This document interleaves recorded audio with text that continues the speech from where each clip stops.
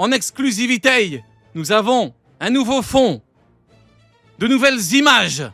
Tout est en très bonne qualité, tout est beau, tout est vrai. Admirez-moi cette qualité. Aujourd'hui, on fait les choses en grand. Aujourd'hui, c'est la fête et la guerre. Tout le monde est chaud ou pas? C'est maintenant ou jamais les mecs. Allez, mettez une petite note sur 10. Regardez le chat qui est en feu. Tout le monde est en feu. C'est la guerre. Voilà le chapitre all-time, légendaire, épique qui met d'accord tout le monde. Regardez-le. Quel flot des enfers qu'elle aura. La légende, créateur du gouvernement mondial, l'un des 20 fondateurs, pouvoir, fruit du démon. Il a le pouvoir. Il y a beaucoup trop de trucs à dire. Shinji Dai, les mecs. Nouvelle ère, c'est la nouvelle ère. C'est maintenant, c'est le bordel. C'est le feu. On y est. Boss impossible, il est là. En personne, l'un des 20 fondateurs pouvoir fruit du démon. Je suis traumatisé, les mecs, écoutez-moi bien. C'est game changer.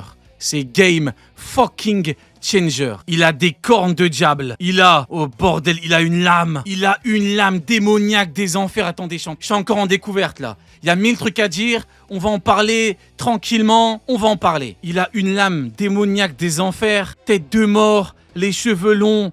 Créateur du monde. Qui a douté? Les mecs, écoutez-moi bien. Il y a un avant et un après chapitre 1179. C'est définitivement terminé. Écoutez-moi bien.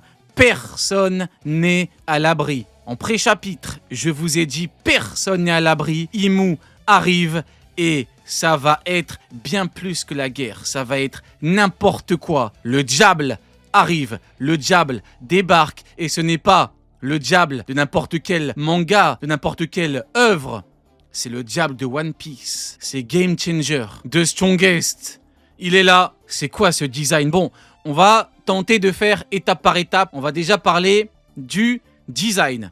Dites-moi un petit peu, quel est votre avis sur le design? Je découvre, je vais vous donner mon avis au niveau du design. On va tenter de théoriser un petit peu. On va faire des théories, on va parler, on va hypothéser, on va théoriser, on va brûler, on va tout faire. À mon humble avis, le Kara Design est un banger de chez banger.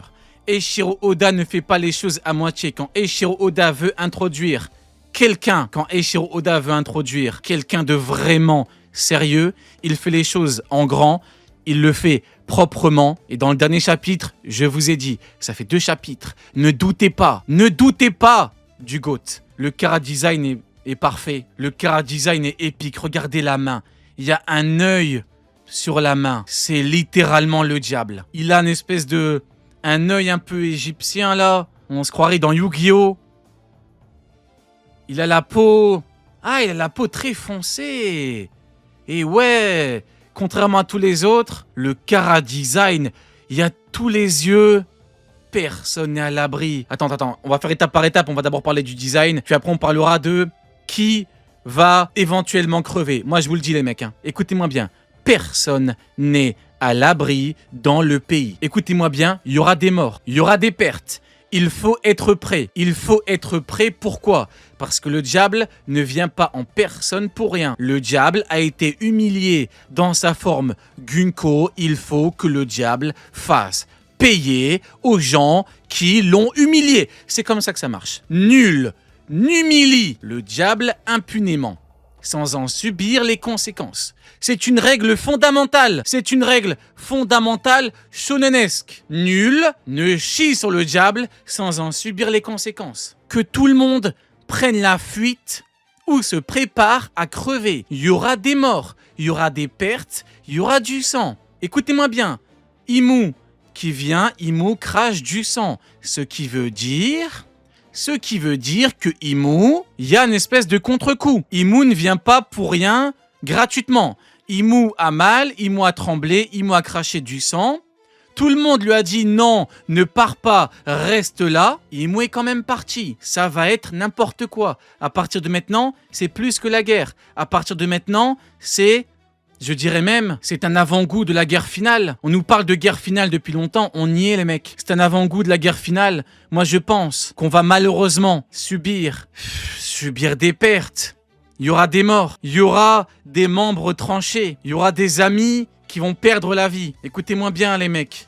Ça va peut-être être fou ce que je vais vous dire, mais aucun Mugiwara n'est à l'abri. Un Mugiwara peut perdre la vie à tout moment. Pronostic les mecs, qui meurt? On va jouer un petit peu.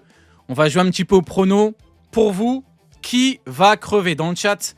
N'hésitez pas à participer. Dites-moi un petit peu et je vous dirai pour moi qui peut crever. Waouh!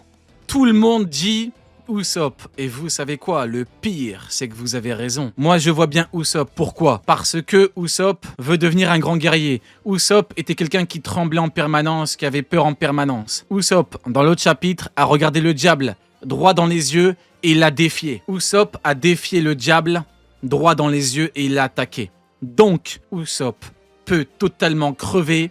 Prochain chapitre. Moi, j'annonce direct. J'annonce directement. Usopp peut crever au prochain chapitre. Comme ça, c'est bon. Jinbei. On va parler du J. Jinbei. À Egghead, il n'a pas servi à grand chose. À Onigashima, il nous a servi au niveau du scénario par rapport à Uzu, par rapport à l'introduction du dieu soleil. À Elbaf, flop sur flop sur flop. Jinbei peut crever. Scooper-Gaban. Scooper-Gaban peut totalement crever parce que Scooper-Gaban est un homme du passé. Scooper-Gaban est un homme qui a côtoyé le roi des pirates, le seigneur des ténèbres. Il en a vécu des aventures, il a fait ce qu'il avait à faire, il peut mourir à tout moment parce que c'est la guerre.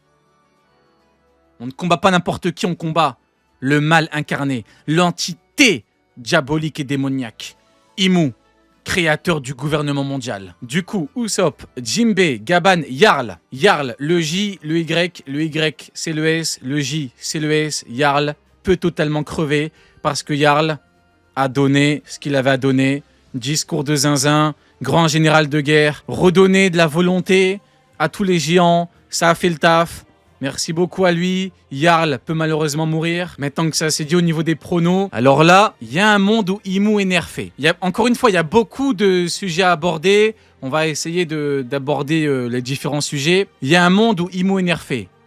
Et c'est bien. C'est peut-être bien. Parce qu'en fait, ça expliquerait... En fait, c'est même pas que ça expliquerait. En fait, ça justifie la non-intervention de Imu depuis toutes ces années. Imu n'avait pas le choix. Imu régnait... Oh là là, attends. J'ai des flashbacks dans la tête. Xebec. Quand Xebec est parti là-bas et qu'il a regardé Imu, c'est lui qui l'a vu. Il a vu cette entité démoniaque. Voilà pourquoi il est parti. Cet homme qui est arrivé tout en haut connaissait ses propres limites. Et oui, il a regardé le diable droit dans les yeux. Il a dit... Je ne peux pas, je ne suis pas prêt, je reviendrai. Et rendez-vous compte de qui est Imu. Imu n'a même pas eu besoin de parler que Xebec s'est barré et que Xebec s'est préparé pendant des années et des années. Xebec a cherché à recruter Harald. Xebec voulait le fruit. Xebec a préparé tout un plan parce que Imu, c'est chaud.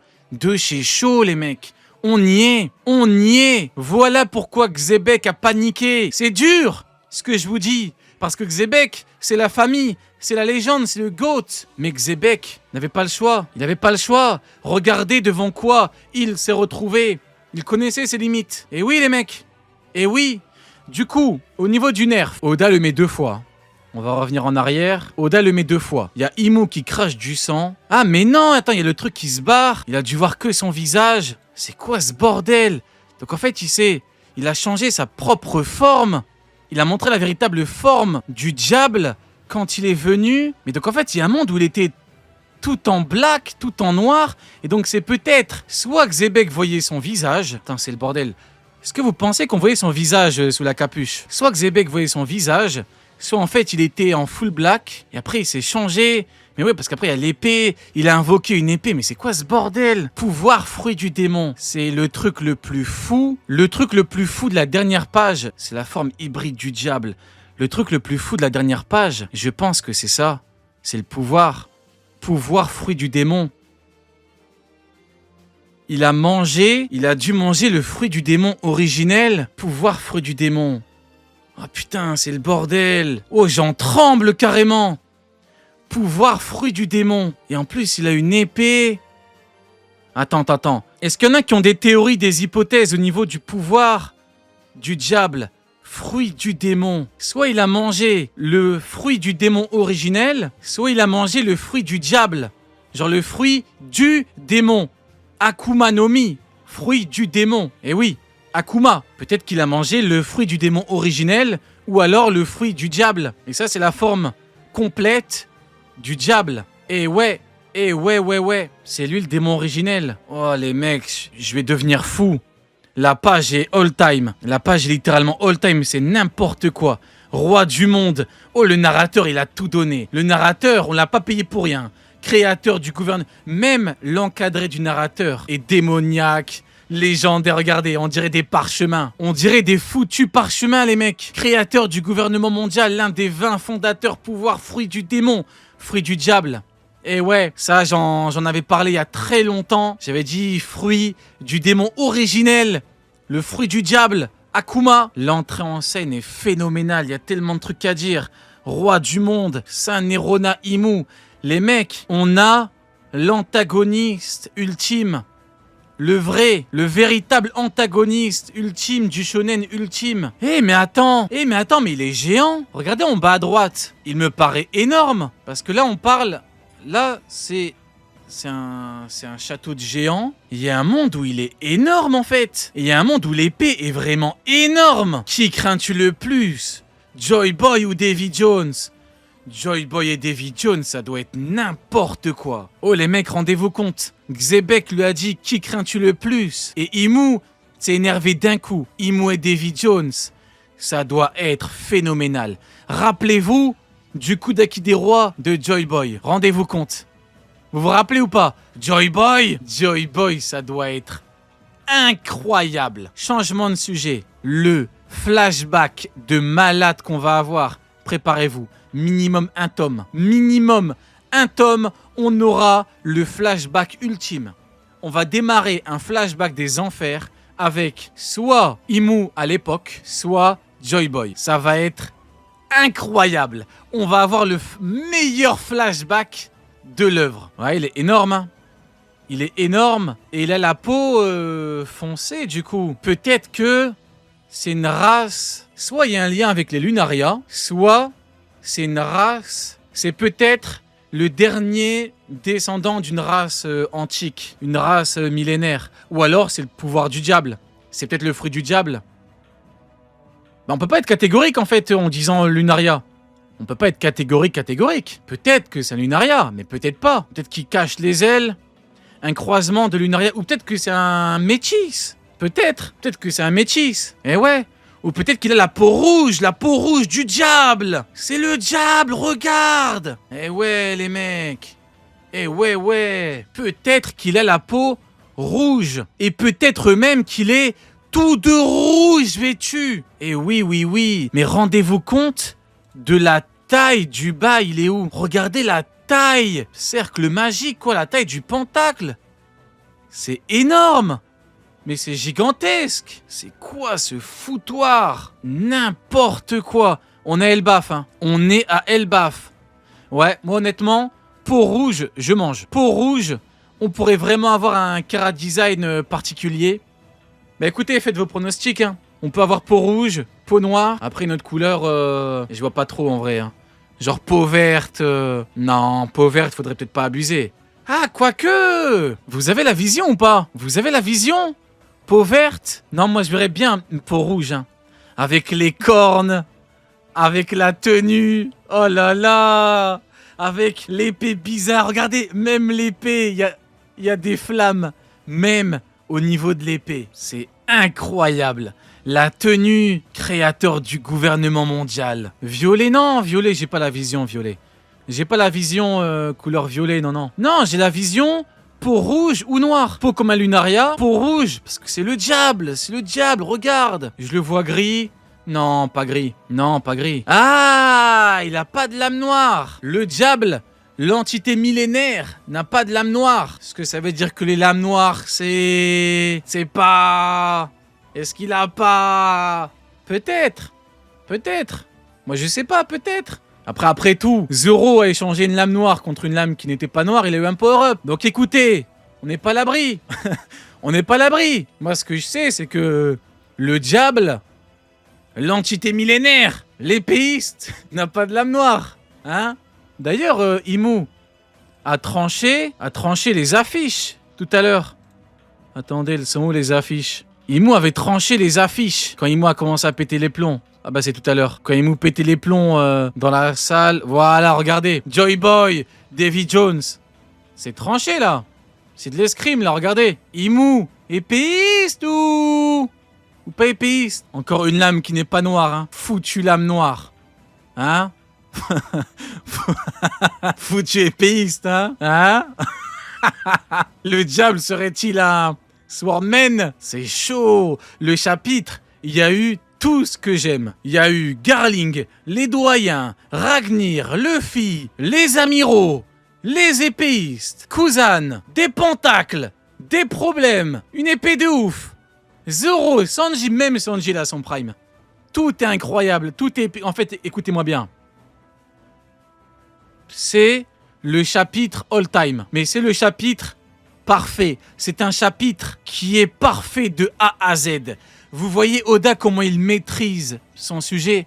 Qui a douté? Qui a douté? Qui a douté du GOAT? On vous a dit les mecs, tranquille. Tranquille. Vous n'avez pas eu la vision, vous n'avez pas compris.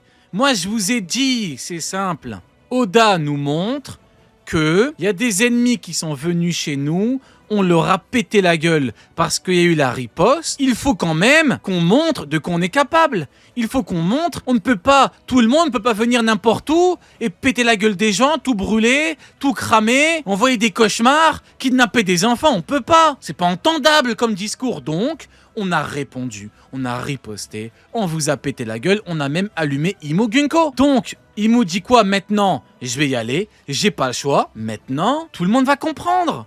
Mais oui les mecs, regardez. N'empêche, Imu tout à l'heure, comment... Je suis désolé, je passe vraiment du coq à l'âne, mais il y a tellement de sujets. Imu a dit ferme ta gueule avec tes amiraux tout à l'heure. Hein. Quand ça parlait des amiraux, il a dit ferme ta gueule. Attends, il est où? Quand ça parlait des amiraux. Regardez. Il y a Warcuri qui a dit on peut envoyer les amiraux? On peut les envoyer? On peut envoyer nos collabos notoires? On peut les envoyer? Warcuri, ce n'est plus une simple coïncidence. Ferme ta grande gueule, débarrassez-vous de votre arrogance, de votre paresse, de votre détachement et de votre fierté. Il a dit ferme-la, Warcuri.